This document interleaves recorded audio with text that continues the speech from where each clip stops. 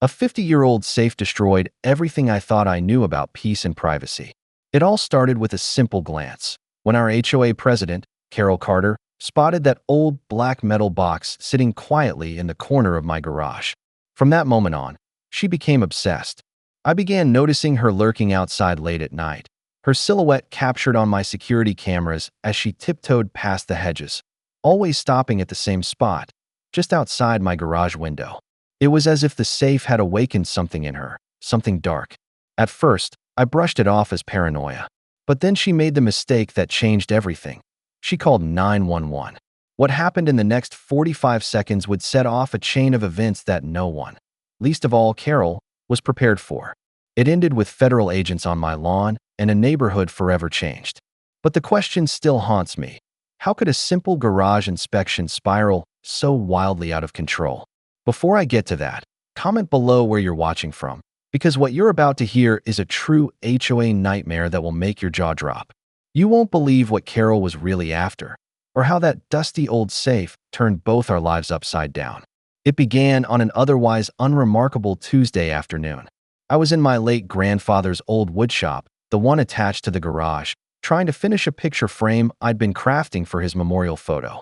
The scent of freshly cut pine mingled with the ever-present odor of motor oil, creating an oddly comforting mix of nostalgia and grit.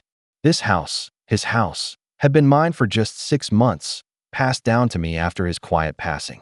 He'd left me everything, including that mysterious black safe. I had never opened it, and honestly, I'd never cared to. It was just a fixture of the garage, a part of the past. The first knock came at precisely 2:47 p.m. I remember because I had just glanced at my phone, debating whether I had enough time to add another coat of stain before dinner. The knocking was sharp, impatient, more like pounding with angry fists than a neighborly visit. When I opened the door, there she was, Carol Carter, the self-appointed queen of our cul-de-sac, dressed in her usual gray blazer, her lips pressed so tightly together it looked painful. She held her clipboard like a weapon, poised to strike. "I'm Carol Carter, HOA president," she said, as if I didn't already know. I'd seen her making her rounds for years, measuring lawn heights, taking photos of unapproved garden gnomes, and generally making life miserable for anyone who dared step outside the rulebook. "I need to inspect your garage for compliance with our community standards." I'd heard the horror stories. The Johnsons had to repaint their entire home 3 times until Carol personally approved the exact shade of beige. The Hendersons were forced to demolish their kids' treehouse because it didn't fit the architectural theme of the neighborhood. And now she was at my door. I was still grieving, still adjusting to home ownership, and frankly didn't have the energy to fight. So I let her in. As we stepped into the garage, her demeanor shifted almost instantly. Her eyes locked onto the safe like a hawk zeroing in on prey. It stood there, silent and unassuming, about 4 feet tall, 3 feet wide, its black surface dulled with age. The faded gold lettering read, JM 1968. My grandfather's initials. The year he bought it. Carol's entire presence changed. The clipboard slowly lowered. Her pace became deliberate, almost reverent. She stepped closer, her heels clicking ominously on the concrete. "What is that?" she asked, though she already knew. "Is that military equipment?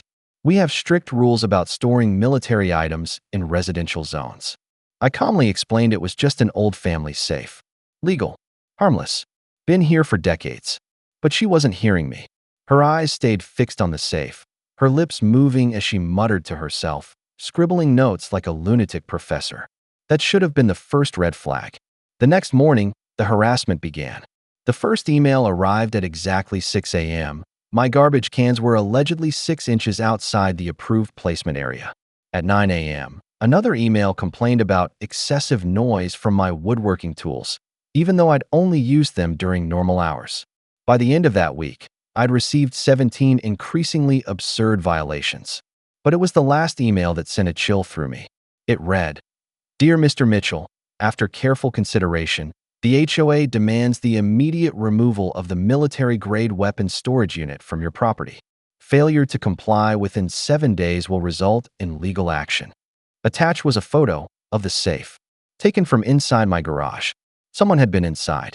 Again, I didn't wait. I installed 4 high-definition security cameras around the garage, each angled to capture every entrance and window. What I saw over the next few nights was straight out of a horror movie. Carol came back, every single night, between 2 o'clock and 3 a.m. dressed in black, carrying a flashlight. She would shine it directly through the window, her face bathed in pale light, eyes scanning for something.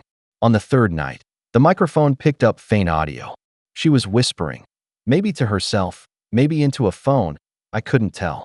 But one sentence cut through the static. It has to be in there. Daddy said it was in there.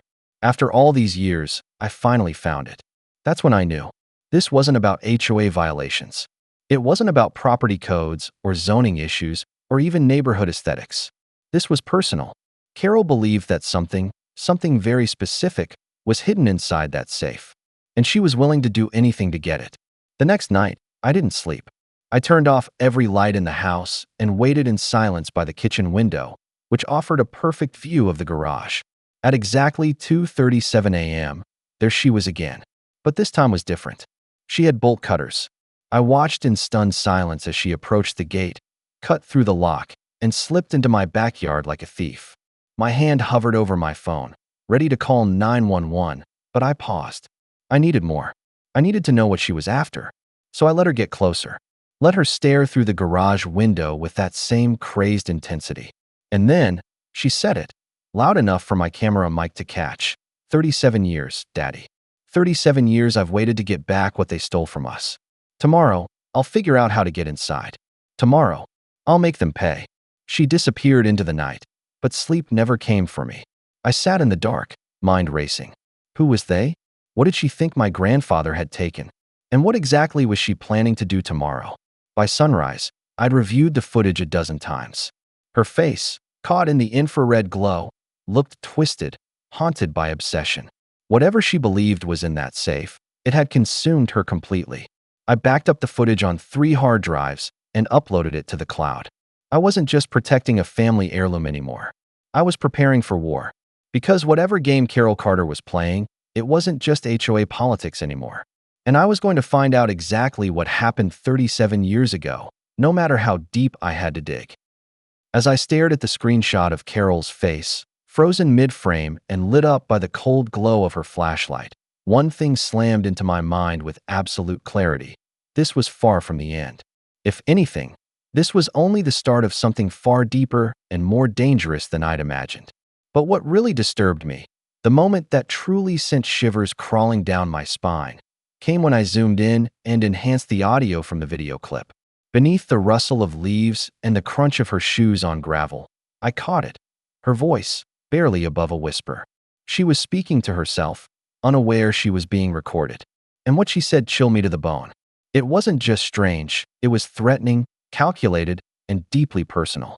If you're wondering what she said when she thought no one else could hear, take a guess in the comments. I promise you, even I couldn't have foreseen the level of obsession and manipulation she was capable of. The next morning, still reeling from what I'd uncovered, I realized it was time to stop reacting and start acting. No more waiting for the next scare tactic or HOA citation. If Carol wanted to play this like a war, I'd fight back, but smartly, methodically, with her own weapons. I dove headfirst into the HOA bylaws, rules, conditions, covenants, every dull, dry document I could get my hands on. For 72 straight hours, I didn't sleep. I lived off black coffee, protein bars, and sheer willpower. My dining table vanished under a mountain of paper, sticky notes, and highlighters. By the end, my eyes were bloodshot, my brain exhausted, but I had what I needed. Buried inside those pages was a goldmine. Carol had broken at least 15 HOA regulations herself.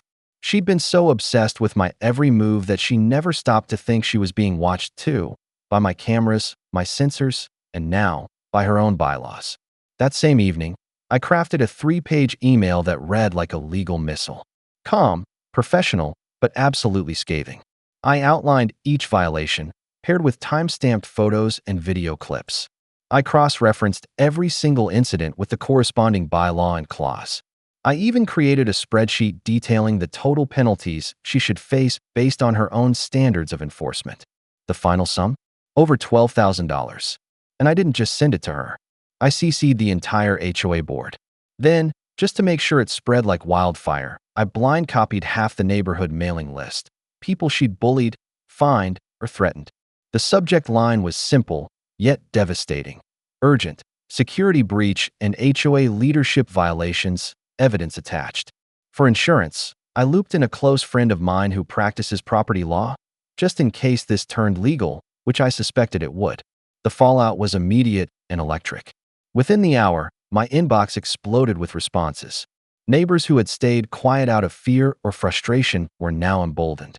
Tom Rodriguez shared how Carol had demanded he remove a Japanese maple tree from his yard because she claimed it didn't match the aesthetic standards of the neighborhood. Sarah Walsh detailed how Carol fined her daughter for sidewalk chalk art, calling it vandalism. The Patels recounted how Carol nearly banned their Diwali lights, citing fire codes.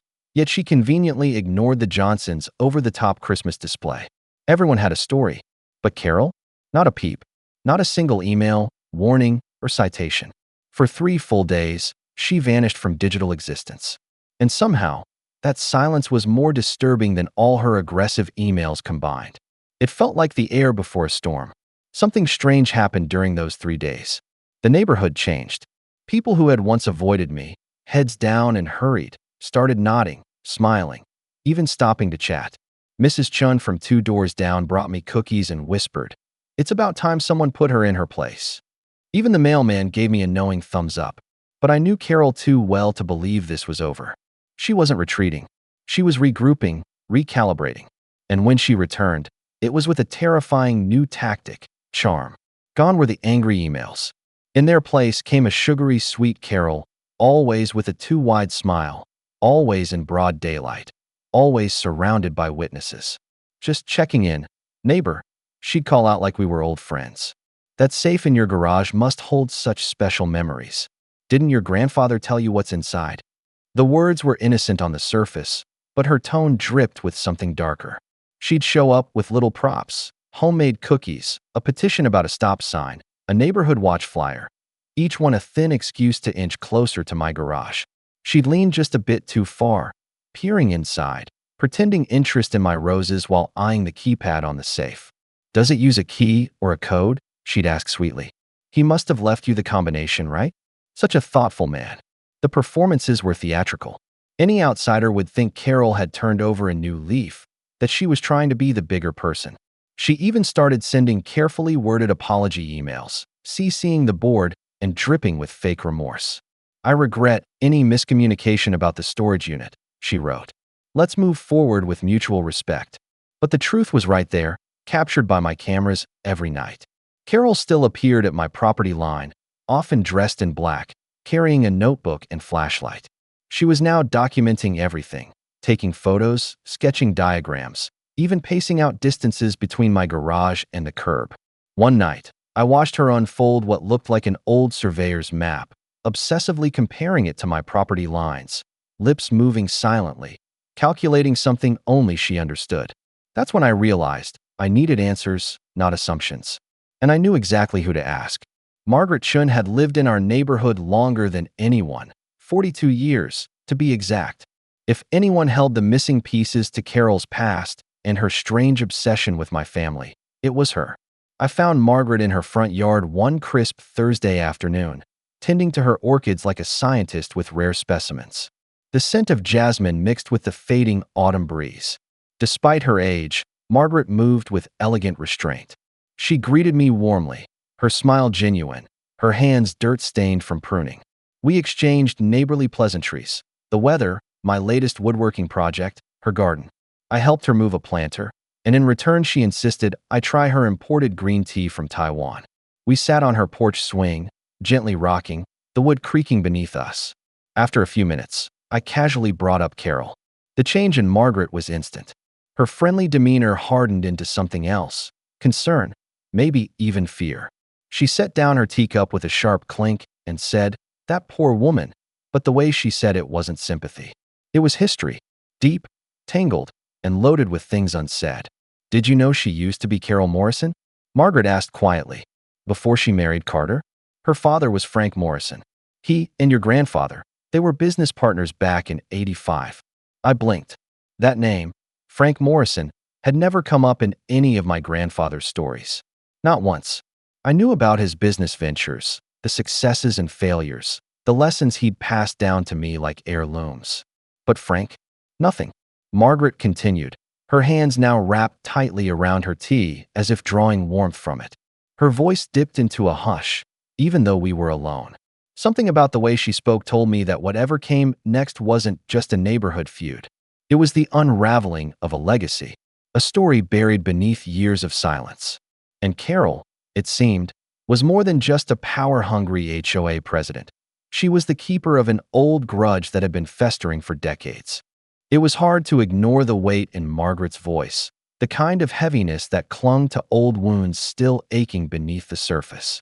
"It was ugly, Alex. Really ugly," she murmured, her voice barely louder than the creaking chains of the porch swing beneath her. They were developing some kind of military-grade technology, classified stuff, for the Defense Department. Your grandfather brought the engineering genius, and Frank had all the business connections to get it funded.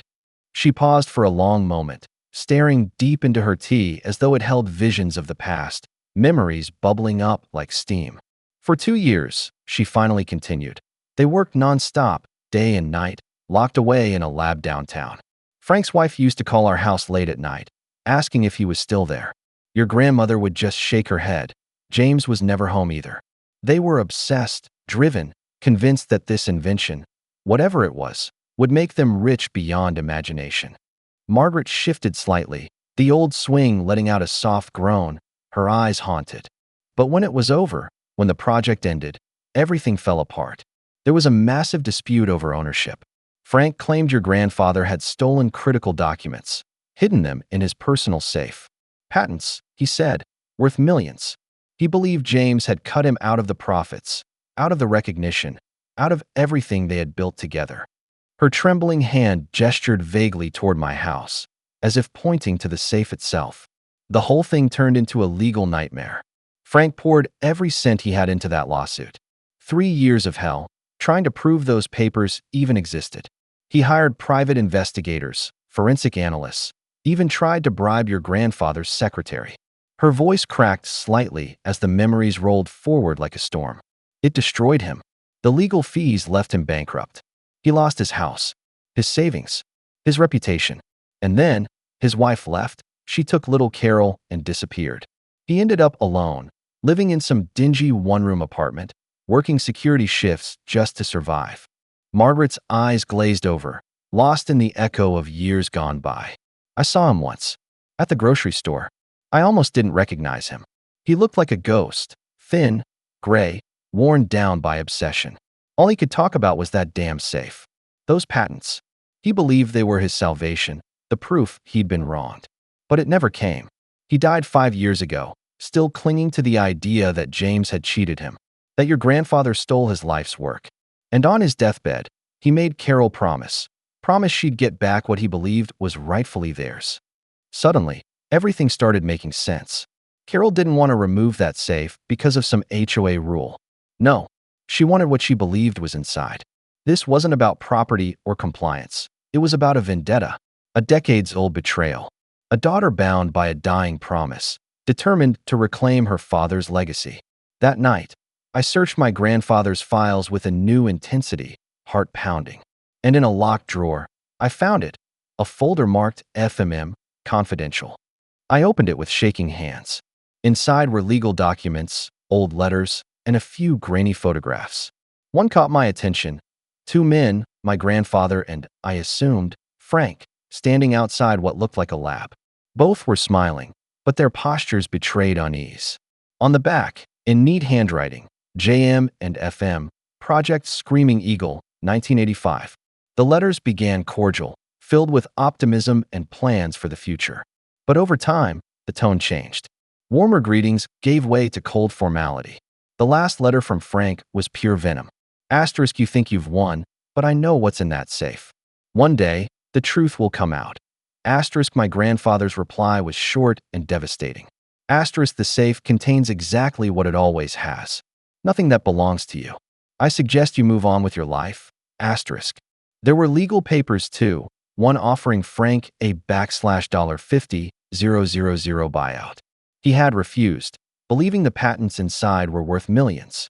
That belief had festered, hollowed him out, destroyed him. Then, just past 3 a.m., my phone buzzed with an alert, motion detected in the garage. I opened the feed. There she was, Carol Morrison Carter, dressed head to toe in black, carrying a tool bag that looked like it belonged to a master thief. She'd gone beyond cutting the lock this time. She had gotten into the garage. I watched in disbelief as she pulled out a device and ran it along the door. A frequency scanner. It beeped softly. She had cloned my garage remote. This wasn't impulsive. This was planned. Meticulously. She moved with grim determination. Pry bars. Power tools. Even a portable drill that looked like it was meant for bank vaults. But that safe, built like a Cold War bunker, didn't budge. 30 minutes passed, and her frustration cracked.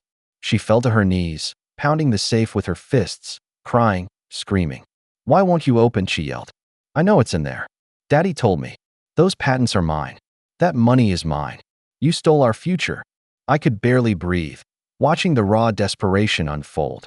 But then, through her sobs, she said something that stopped me cold. "Mommy left because of this safe. Daddy chose it over us. He said once he got it open, she'd come back. She'd love us again." That shattered everything I thought I knew. This wasn't just about revenge. This was about a child's hope twisted into obsession. A girl who grew up believing her father's salvation and her family's reunion was locked behind steel. Frank hadn't just lost a business partner. He'd lost everything. And he'd passed that wound on to Carol. Still, sympathy had its limits. She broke into my home. I saved the footage, her confession, her tools, her intent. As she limped out of the garage in tears, I knew what I had to do. The next morning, I sent Carol an email. No threats. No anger. Just a line. Asterisk, I have something you need to see. I believe it concerns your father. Asterisk, I attached a single blurry screenshot from the camera. It was grainy, just enough for her to recognize herself, to know that I knew. Her reply came in under 5 minutes. 7 words. You don't know who you're messing with. But she made a mistake. She responded too quickly. On her phone, with location data still active. I traced the metadata. Morrison Industrial Supply, a demolition equipment rental company. I had never heard of it before, but I would soon. Because just hours later, a police cruiser rolled into my driveway. And what happened next made me realize something chilling, something I hadn't fully accepted until that moment. I had seriously underestimated Carol Carter. Want to guess what she did? Want to know why I ended up sitting in the back of that police car just hours after trying to offer her a way out? Drop your thoughts in the comments, because the next part of this story changes everything. Really meant, because I promise you, it was the beginning of a war I never saw coming. Those 7 words, you don't know who you're messing with. They weren't just an angry outburst. They were a declaration, a vow. And Carol, as I would soon learn, had already mapped out her first strike like a seasoned general preparing a campaign. Within hours of my email, she'd constructed an intricate web of deception so precise it could have been drawn from a Machiavellian playbook. The bruises on her arms, I would find out later, were not injuries at all, but expertly crafted illusions. Using advanced theatrical makeup techniques she found online, she spent over 3 painstaking hours applying and blending them. She even referenced medical textbooks to mimic the way real bruises would look over time. The coloration, the placement, it was disturbingly authentic. Then came the witness, her so-called independent observer, a man conveniently passing by while she claimed I assaulted her. In reality, he was her brother-in-law, a visitor from out of town who just happened to be walking his dog precisely when Carol needed someone to corroborate her fabricated story. But it didn't stop there. She gave him a script. Every word, rehearsed. She even synchronized the encounter with the local mail carrier's usual delivery time, providing the illusion of another accidental witness. It was a calculated scene, every element controlled and timed to perfection. The police report she filed was a literary masterpiece of manipulation. If you didn't know it was a lie, you'd think it was an excerpt from a psychological thriller. According to Carol, I had violently grabbed her, shook her like a rag doll, and issued threats so dark they sounded cartoonish, claiming I'd bury her just like I supposedly buried the truth about that safe. She alleged I'd been stalking her, photographing her home, and sending cryptic, threatening messages. The bruises, those fake, painted-on wounds, photographed chillingly well under the harsh, fluorescent lighting of the police station. Her tears? Probably real. But not because she was afraid of me. No, she was crying over her father's illness. That pain was real. The rest was pure performance. Officer Johnson listened to my version of events with the calm neutrality of someone who's heard 100 neighborhood disputes. But his eyes told me everything. Doubt lingered in them as I tried to explain about the decades-old lawsuit, the mysterious safe, and Carol's nighttime trespassing. It didn't help that Carol had already planted the idea that I was unstable, erratic, paranoid. To a stranger hearing it all for the first time, it probably sounded like the unhinged ramblings of a recluse. "Mr. Mitchell," he said, snapping his notebook shut with the finality of a gavel, "I'm not going to arrest you today, but I strongly recommend that you have no further contact with Mrs. Carter. These neighborhood disputes, they escalate quickly. Nobody wants that." Then he paused at his cruiser door and looked back at me with a flicker of what could have been sympathy. "Get a lawyer, son. Document everything. And maybe think about moving. Sometimes that's just the easier path." As his cruiser rolled away, I looked across the street and saw her. Carol, watching from her bay window like a spider admiring the first struggling twitch of a trapped fly. She smiled. A smug, regal wave, like a parade queen gliding past on a float. She'd won that round. And we both knew it. The following days spiraled into something far worse than I could have imagined. A silent war of rumors and psychological warfare. Carol had flipped the switch on what I now call the HOA gossip network, an underground communication system so fast, so efficient, it put professional intelligence agencies to shame. Overnight, neighbors who once shared small talk and sugar now crossed the street to avoid me. I heard whispers by the mailboxes. Carol said he threatened her. Something about a safe, probably has weapons in there. She's terrified. Poor thing. The lies spread like dry leaves in a windstorm, each telling more outrageous than the last. By Friday, I had somehow evolved into a dangerous ex-military recluse with PTSD and a vendetta against the HOA. Local clients from my freelance design work began canceling contracts, 3 in one day. Each sent eerily identical emails about pursuing other creative directions. Even the teenager who mowed my lawn stopped responding. When I finally got a text back, it read, asterisk, "My parents don't want me near that house anymore. Sorry, asterisk." I was being erased, isolated, judged without a trial. I began checking my security cameras obsessively. Every creak of the floorboard, every rustle outside became a reason to sit bolt upright at night. Sleep? Forget it. I lay in bed, eyes wide open, running through every scenario, every chess move Carol might make next. The pressure was unbearable. I couldn't even make a grocery run without imagining judgment in every glance. I resorted to online deliveries. Groceries, supplies, everything. I became a ghost in my own home. And that, I began to realize, was the whole point. Carol's goal wasn't just control. It was eradication, psychological demolition. Either I'd move out, or I'd give her access to that safe. She wanted what was inside, badly enough to destroy a man to get it. But on the 5th night, something shifted. I was sitting alone in my grandfather's old workshop, surrounded by the scent of sawdust and rust, the half-finished projects of a man who never left anything incomplete. That's when I saw it. A message, carved into the wood of his workbench, just barely visible beneath decades of wear and oil stains. Asterisk, the patient hunter gets the prey. Asterisk, that was it. That was the key. Carol's obsession with the safe, the same obsession that drove her to commit character assassination, was her Achilles heel. She couldn't stop herself. Every night, even after reporting me as dangerous, she returned. I caught her on camera, always between 11 p.m. and 3 a.m., always from the north side where the streetlight was out. 45 minutes per visit. Like clockwork. And always after checking to make sure my car wasn't in the driveway. I couldn't beat her in court. She had allies. Influence. A grip on the HOA and the police. But I could let her beat herself. So I devised a plan. A slow, deliberate trap. First, I needed to convince her that she had already won. I let my appearance slip. Kept the curtains drawn. Let the lawn go wild. When I went out, I wore wrinkled clothes, didn't shave, looked perpetually exhausted. I walked like a man broken. Head down, steps heavy. And I made sure to be visible, especially during her nightly stakeouts. I paced in front of windows, tugged at my hair, slammed doors, even muttered to myself. I staged phone calls near open windows, my voice cracked and tired.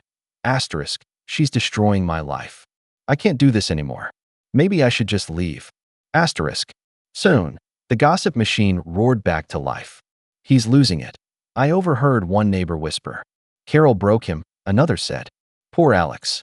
Phase 2 required precision. I needed Carol to overhear something specific, without realizing it was bait. That's where Margaret Chin came in. Her book club met every Tuesday evening in her backyard, just 3 houses down. I knew Carol liked to garden around the same time, right on the shared fence line. So, I paid Margaret a visit. Disheveled, nervous, a man on the edge. Just came to borrow some sugar, I said. Then, in a voice just loud enough to carry. Asterisk. I'm thinking of taking a trip, maybe to my uncle's place. I need to get away. Leave this all behind. Asterisk. And with that, the final piece was in motion. I'd laid the bait. Now all I had to do was wait. Because sometimes, the most dangerous weapon isn't a gun or a lawyer. It's patience. And Carol? Carol was about to learn what it meant to underestimate someone who had nothing left to lose. Sure, here's your rewritten and expanded paragraph for voiceover, with enhanced storytelling, emotional cues, and immersive pacing. Length and detail have been significantly increased without adding any headings. Carol was in her usual spot, pretending to prune her already flawless roses, snipping at stems that didn't need snipping. It was all an act, of course, part of the performance she put on for anyone with insight, especially when she thought someone might be watching. Meanwhile, I played my own role just as convincingly. Maybe I'll visit Arizona, I said casually, my voice strained with fake exhaustion. See a few of my grandfather's old Air Force buddies. I need to get away from all this stress. Margaret, bless her kind and trusting heart, didn't hesitate. She immediately offered to house sit for me. Her offer came from a place of genuine care, and that made it all sting a bit. I hated lying to her. She didn't deserve to be part of this, but it was necessary. Then came the perfect line, the line I needed her to say. What about the safe? She asked, her tone concerned, unknowingly playing her role in my plan to perfection. I know it means a lot to you. I exhaled slowly, dragging my hand through my deliberately messy hair, every gesture practiced. I found some of Grandpa's old military papers last night. I murmured, eyes cast toward the floor like I was emotionally worn down. There was this one note, about the safe's combination. He said it was tied to the date he was discharged. January 15th, 1968. I'll deal with it when I'm back. Right now, I just need some space. As I said the words, I turned slightly, catching sight of Carol from the corner of my eye. There she was, frozen mid-motion in her garden like a statue. Her pruning shears hung in the air, perfectly still, like the baton of a conductor poised just before the music begins. She wasn't trimming anything anymore. She was listening. Her entire body was radiating one thing: excitement. The kind of excitement that only comes when someone believes they're about to uncover a long-held secret. I could practically see her mind whirring, the gears turning, the temptation planting its roots like ivy crawling up a brick wall. Phase 3 was already in motion, and it required serious effort. I'd upgraded everything. I replaced all my old security cameras with new ones, high-grade, discreet surveillance gear used by professionals. These weren't your standard front door video doorbells. These were tiny, powerful devices with crisp audio pickup from over 30 feet away. They streamed everything to a secure cloud in real time, and they were so well hidden, even someone tearing the place apart wouldn't find them. That was only part of it. I did something that would seem strange if you didn't know the bigger picture. I called in a locksmith to examine the safe. But not just any locksmith. Eddie Ramirez from Secure Solutions. He arrived in a van marked with certified safe technician, bonded and insured. Everything looked official. I made sure the cameras were rolling as I greeted him. Can you tell me if anyone's tried to tamper with this? I asked, keeping my tone steady but loud enough for the microphone to catch every word. Eddie was as professional as they come, with decades of experience, and he treated the safe like a doctor examining a critical patient. He pointed out scratches, deep, purposeful ones, small dents, discoloration. Someone's definitely been at this, he muttered, snapping photos as he spoke. Looks like they tried prying it open. See these gouge marks? Probably a crowbar. These here, drill scratches. Likely cobalt bits. And this weird fading here? Could be acid. Yeah, someone got creative. He stood back and nodded. Cosmetic damage, probably about $2,000. But the safe itself? Structurally, it's solid. These old Mosler double guards from the 60s were designed to withstand almost anything short of a tank shell. His words were gold. I had him write a full report and snap copies for my insurance. Now I had a paper trail. When the adjuster came by, they took more photos and filed an official claim, labeling the incident as an attempted break-in. One more brick in the wall of evidence I was building. One more log on the fire. Then came my favorite part, the masterstroke. I created a travel itinerary, one that would fool even the nosiest busybody. Printed flight confirmations to Phoenix. A hotel reservation at a Best Western not far from Luke Air Force Base. Even a rental car confirmation. I didn't just slap these together in Word. I called in a favor from an old client who worked at a travel agency. She used her company's internal booking system to generate authentic-looking documents. Nothing could look out of place. I left those documents neatly arranged on my kitchen counter, perfectly visible, just in time for the pest control guy to drop by. His name was Rick Carter. His cousin? Carol. I acted preoccupied, flustered. Sorry about the mess, I said as I let him in, rubbing my temples. Heading out of town. Just need to breathe, you know? Family stuff. I made sure he'd noticed the paperwork, the suitcase by the door, the stressed energy I was practically leaking like a broken pipe. I knew he'd tell Carol. I was counting on it. The next day, I put on a whole show. I carried luggage out to the car, suitcase after suitcase, making multiple trips. I made sure neighbors were outside when I did it. I asked Tom Rodriguez, who lived next door, to collect my mail while I was away. At least a week, I said, maybe more. I can't take it anymore. Not with all this stuff going on with Carol. The performance was Oscar-worthy. I looked exhausted, defeated, like a man fleeing his own life. But I didn't go far. I checked into the Stardust Inn, 40 miles away. A dusty little roadside motel with flickering neon and real keys instead of cards. They didn't ask for ID if you paid cash, and I did. I turned room 117 into my command center. 3 laptops displayed camera feeds from every angle of my house. My phone was armed and ready to record. And in my notes, the number for the local FBI field office, because what I discovered about the law was truly fascinating. Turns out, damaging government-marked military property, even if decommissioned, could technically trigger federal criminal charges. My safe, still bearing its Department of Defense labels from 1968, qualified. Just barely, but legally it did. I'd confirmed this with a JAG lawyer friend who double-checked the statutes and gave me the green light. If Carol crossed the line, she wouldn't just be trespassing. She'd be committing a federal offense. And then it happened, sooner than I expected. Less than 24 hours after my departure, the cameras picked up movement. 11:47 p.m. Carol appeared. But this time, she wasn't acting sneaky or subtle.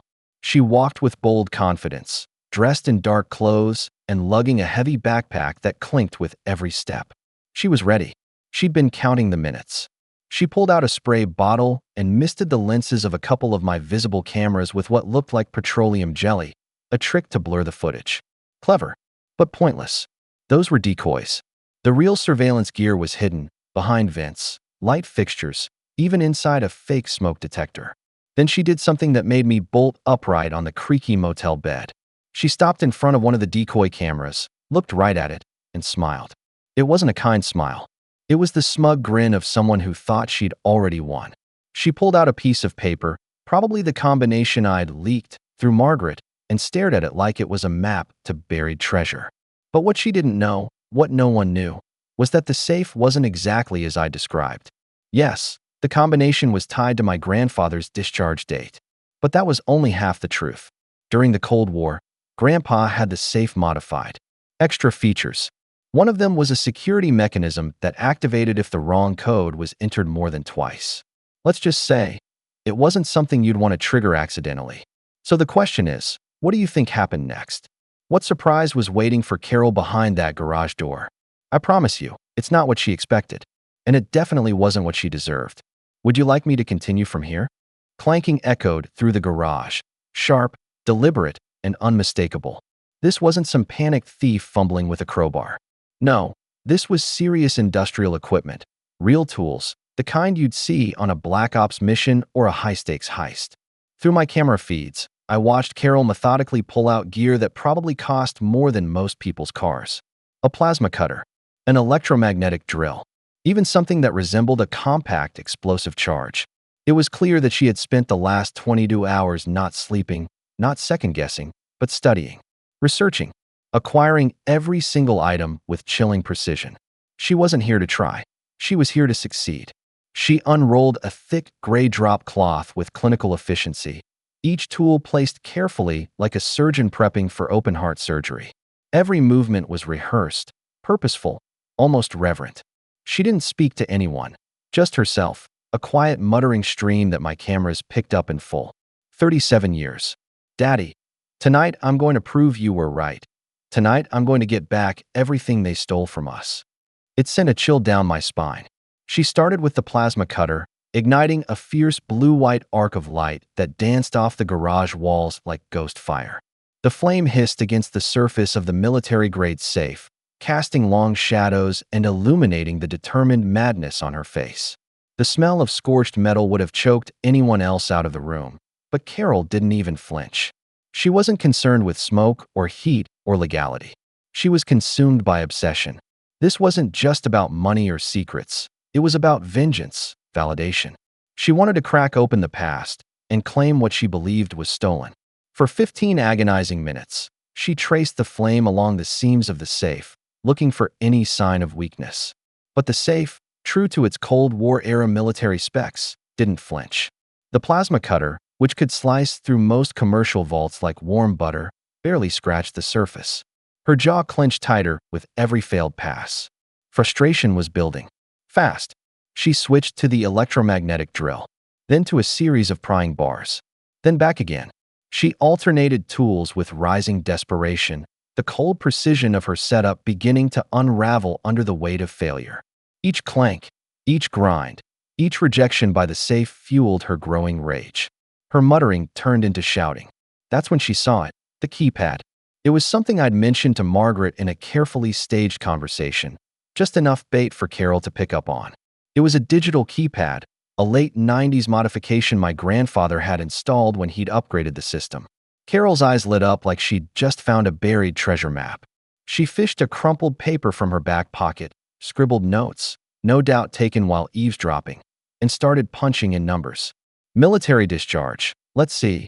He served from 65 to 68, she whispered feverishly. Beep, beep, beep. Each wrong code was met with the sharp buzz of rejection. But Carol didn't stop.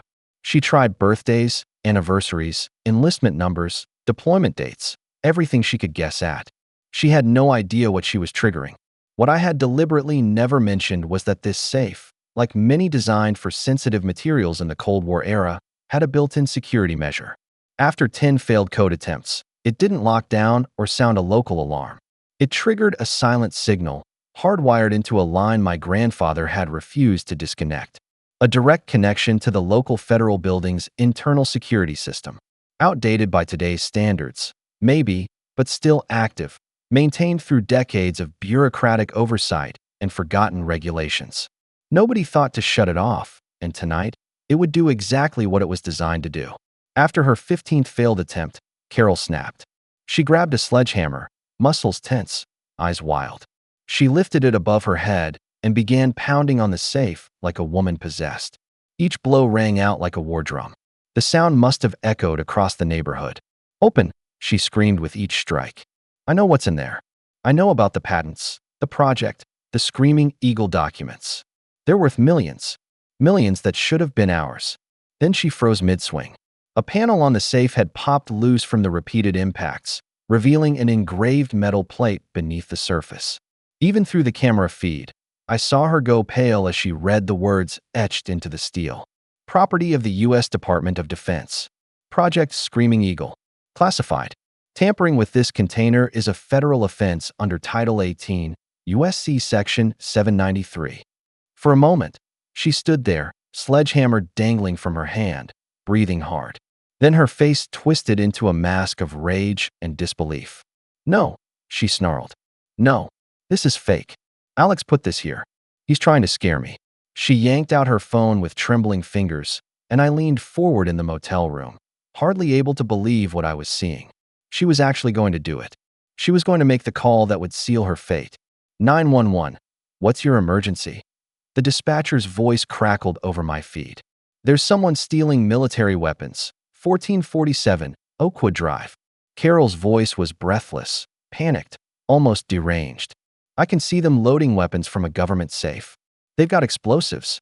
Please, please hurry. She hung up before the dispatcher could ask anything else. Then, without missing a beat, she turned back to the safe with a renewed fury. If she was going down, she was going to take someone with her, or at least find out what was hidden inside before they got there. She grabbed the plasma cutter again, digging into the area around the now exposed panel. She didn't notice the tiny red LED light blinking steadily just beneath the engraved plate. The silent alarm had been triggered. What happened next played out like a military drill. At exactly 11:43 p.m., Carol made the 911 call. By 11:45, distant sirens pierced the quiet night. 11:46, Carol was still cutting, completely unaware that her time was almost up. 11:47, local police units pulled up, their lights off, but their approach fast and focused. 11:48, unmarked black SUVs followed, gliding into position like silent predators. By 11:48 and 15 seconds, officers began surrounding the house, weapons drawn, moving with textbook caution, responding to what they thought was an arms theft involving explosives. At 11:48 and 30 seconds, Carol finally heard the gravel crunching under boots. She turned, plasma cutter still hissing in her hand, and froze. Federal agents. Nobody move, one of them barked. What I saw next was a sight I'll never forget. In just 3 seconds, Carol's expression shifted, from furious to confused to absolutely terrified. The plasma cutter slipped from her hand, landing with a clatter at her feet. Federal agents, clad in tactical gear and body armor, swept into the garage like a tidal wave. They barely glanced at Carol's wide eyes or her trembling hands. One of them went straight to the safe, identifying the property tag instantly. "Ma'am, step away from the safe and put your hands where we can see them," the lead agent said, voice calm but firm. Carol's mind was still catching up. "No, you don't understand. I'm the HOA president. I called you. He's the one with the weapons," she shouted, pointing at the safe. "He's hiding military weapons in there." The agent didn't blink. "Ma'am, put the tool down and step away now." The next few minutes were a flurry of commands, confusion, and cuffs. Carol, still protesting, was handcuffed and escorted out of the garage, her fate sealed by her own call, her own actions, and her inability to believe that someone might have actually outsmarted her. And as I watched it all unfold from my motel room screen, I didn't feel anger or satisfaction, just a deep, bone-weary sense of finality. It was over. Her rights were read aloud as the agents began documenting the scene, moving with a kind of calm precision that only comes with years of dealing with chaos. One of them, an older man with sharp features and gray at his temples, introduced himself as Special Agent Miller. He walked with quiet authority and focused on the safe in my garage like it was something familiar, something he hadn't seen in years but still recognized in an instant. His eyes narrowed as he examined it closely, his expression thoughtful. "Project Screaming Eagle," he muttered to his partner. "I'll be damned. These systems still ping alerts every once in a while. Usually false alarms. Old wires, rusted sensors, ghosts in the machine. But this wasn't a ghost. This was deliberate." Then his eyes turned to Carol. She sat on my garage floor, cuffed and silent, mascara streaking down her cheeks in black rivers. All the arrogance, all the self-righteousness she'd once carried as the HOA president was gone now, melted into a mask of disbelief and humiliation. Miller's voice cut through the silence again, low and unyielding. "But this isn't just some forgotten relic tripping an alarm. This is tampering with federal property. And that 911 call? Filing a false report about stolen weapons? Ma'am, you're looking at some serious federal charges." Carol's lips trembled, and for the first time since the agents arrived, she spoke. Her voice cracked, fragile and defensive. "My father told me there were patents in that safe, military tech worth millions. He said James Mitchell stole them from us. He said it was our legacy, our birthright. Something changed in Miller's eyes. Not sympathy exactly, more like quiet regret. "Frank Morrison's daughter," he said, almost to himself. "We've got a file on your father, Mrs. Carter. Back in 1987, he was investigated for trying to sell classified defense documents to foreign agents. The case was dropped, not because he was innocent, but because it turned out he never had access to the documents he claimed. They were all smoke and mirrors. Fabricated." Carol blinked rapidly, confusion and disbelief twisting her face. "Your grandfather, James Mitchell, refused to press charges for the break-ins," Miller continued. "He could have destroyed your father's reputation completely. Instead, he stayed silent, kept the peace. And now here we are." You could actually see the moment Carol's world crumbled. It happened right there in front of us, in the shallow breaths and trembling hands, in the way her shoulders collapsed inward. Everything she had believed, every bedtime story, every whispered promise, every justification her father gave, was a lie. She whispered a single word, like a prayer losing faith. "No," she said. "No, Daddy said, he promised me." Agent Miller pulled out a sleek tablet and turned it toward her. I couldn't see the screen from where I stood, but whatever it was hit her like a punch to the gut. "These are the declassified records from Project Screaming Eagle," he explained. "Your grandfather was indeed the lead engineer. He invented a new kind of ammunition storage system. But the patents you're talking about? They were classified for 20 years, then made public in 1988. They've been freely accessible through the Patent Office ever since. Your father knew that. He was officially notified when the classification was lifted. He kept the lie alive anyway." And just like that, the myth Carol had wrapped her identity around disintegrated. She broke, not just emotionally, but spiritually, mentally. Sobbing, shoulders shaking violently, she crumpled under the weight of it all. On that cold concrete floor, Carol Carter finally met the truth. And it was heavier than anything she had ever imagined. From my motel room, I watched the agents lead her out in handcuffs and load her into a waiting federal vehicle. Local police secured the property, and before he left, Agent Miller slipped a business card into the crack of my front door. There was a note scrawled across the back: "Call me when you return." 3 months later, I found myself seated inside a cold federal courtroom as the gavel dropped on Carol Carter's fate. The charges were stacked high: destruction of federal property, filing a false emergency report, attempted theft of government documents, and criminal trespass. Her lawyer did his best to sway the judge, citing emotional trauma, a lifetime of manipulation, and the delusional influence of her father. But the judge didn't budge.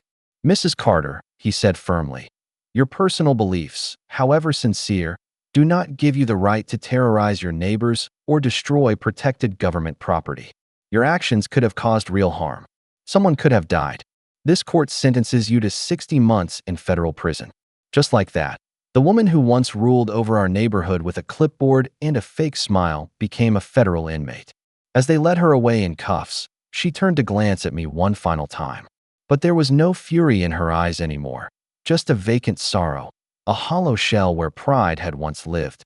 And I'll admit, for a split second, I almost felt sorry for her. Almost. Later that afternoon, I stood alone in my garage, facing the safe that had triggered it all. The exterior was scratched, scuffed, dented in places, but still standing. Still locked. My grandfather had given me the combination years ago, told me to memorize it, then never spoke of it again. And now here I was. The key to decades of secrecy literally in my head, and I couldn't bring myself to turn it. Because I finally understood. Some secrets aren't buried, they're protected. I called Eddie the locksmith to buff out the scratches, repaint the nameplate, and reattach the federal property tag. Then I sealed it all up again, left the safe exactly where it had always been, a monument to the man who built it, and a warning to anyone who thought they could break into the past and not come away burned. 6 months later, Margaret Chin dropped by with a plate of cookies and a head full of neighborhood gossip. The HOA had changed. New leadership. Less tyranny, more community. Property values were climbing again. Neighbors were smiling. The air was lighter. As she handed me a warm cookie, she gestured toward the garage and asked, "Do you ever wonder what's really in there?" I smiled and took a bite. "Every day," I said. "But I think my grandfather knew exactly what he was doing when he left it locked. Some boxes aren't meant to be opened." She nodded slowly. "Your grandfather was a wise man. Still, I wonder." She trailed off, then gave a little shrug and walked away. I stayed behind, standing there in the garage. The sunlight streamed through the window, lighting up the patched-up dents on the old safe.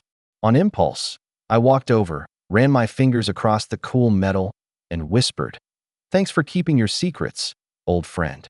Then I turned away, picked up a piece of cherrywood from my workbench, and started sanding it down for the jewelry box I was making for Margaret's birthday. Life had, more or less, returned to normal as it could be when federal agents had once stormed your garage over a forgotten Cold War relic. And yet, every now and then, in the quiet of the night when sleep wouldn't come, I'd find myself back in front of that safe. The combination whispering through my brain like an old tune I couldn't forget. Maybe one day I'd open it.